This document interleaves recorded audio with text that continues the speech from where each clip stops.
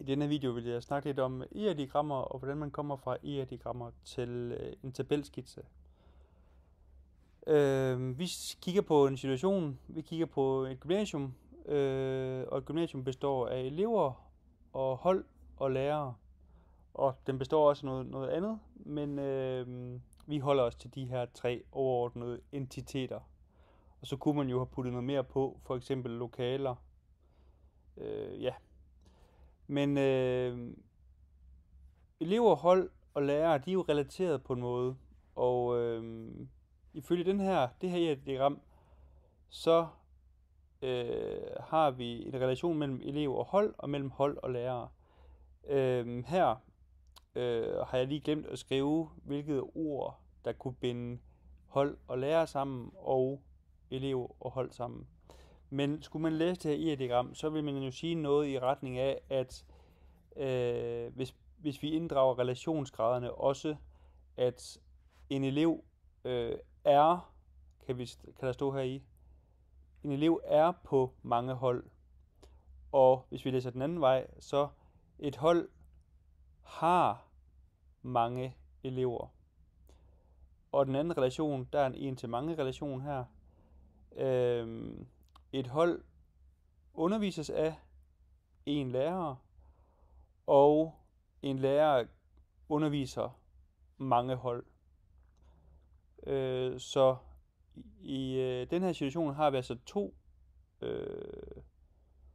relationer. En relation mellem elev og hold, og mellem hold og lærere. Og vi har en mange-til-mange relation her, og vi har en en-til-mange relation her. Og når vi har en mange-til-mange relation, så er det, at vi har et problem, fordi et databaseprogram kan ikke håndtere en mange-til-mange relation. Så derfor er vi nødt til at putte sådan en mellemtabel ind.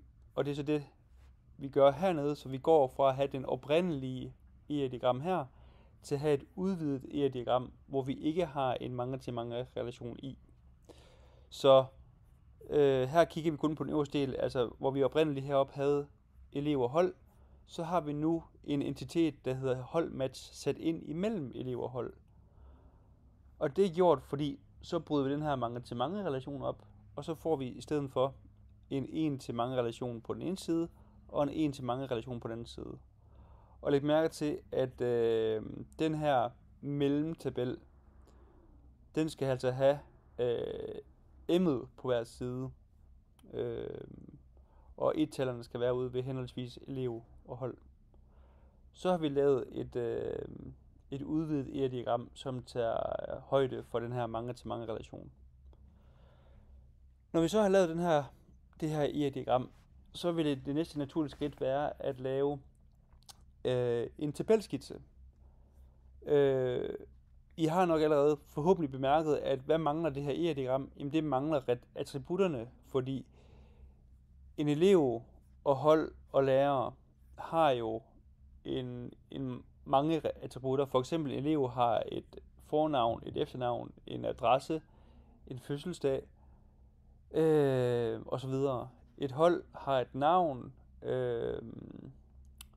har et antal elever. En lærer har et navn, nogle initialer. Ja, det var de eksempler, jeg lige kunne komme på. Så for at gøre det her ER-diagram endnu mere fuldstændigt, så kunne vi have puttet de her streger ud fra elev med nogle cirkler, hvor i der stod for eksempel fornavn, efternavn, fødselsdag osv.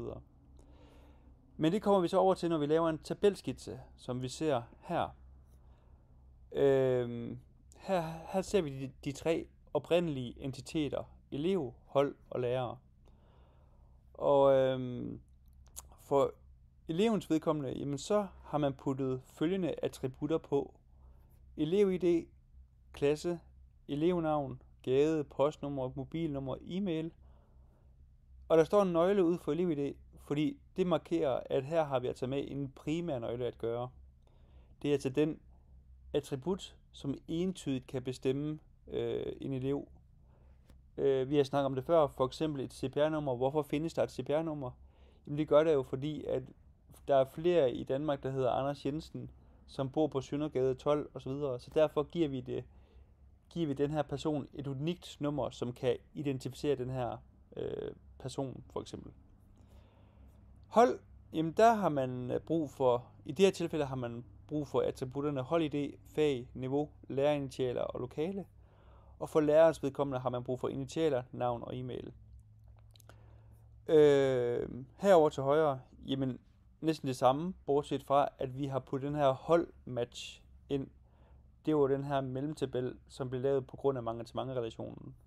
Så elev, hold og lærer er identiske med dem herover. Men så har vi altså nu den her hold-match,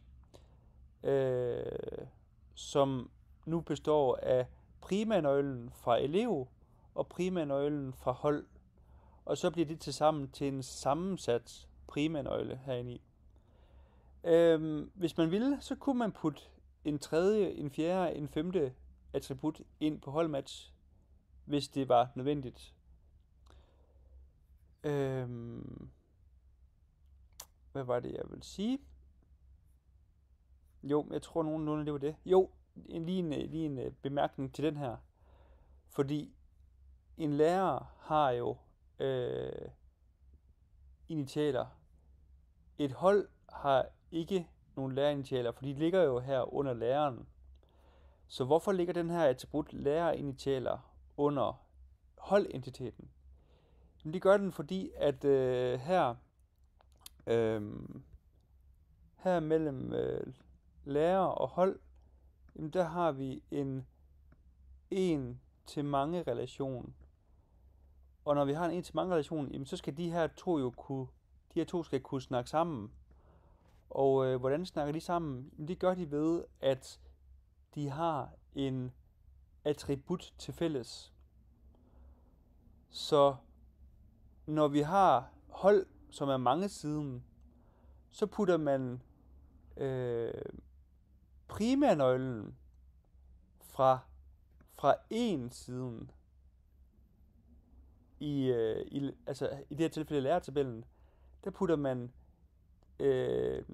primærnøglen, som her er initialer, den putter man ind i holdtabellen, sådan at denne her bliver fremmednøglen. Og en fremmednøgle er jo den, som sikrer en relation til en forbindelse til en anden tabel, en anden entitet. Så her vil lærerinitialer være foreign key, altså fremmednøgle. Et tillægsspørgsmål kunne være, jamen kunne man ikke bare kalde den initialer, for det hedder den jo herover. Jo, det kunne man sagtens. Så man kunne slet lære, så det bare så initialer. Men måske det kunne være en fordel at kalde den for lærerinitialer, så man kan skille dem ad. Godt, det var det, jeg ville sige i den her video, som handlede om, hvordan man gik fra at have et ER, det bliver meget grimt det her, E-R-diagram, til at kunne lave tabelskitser på baggrund af ens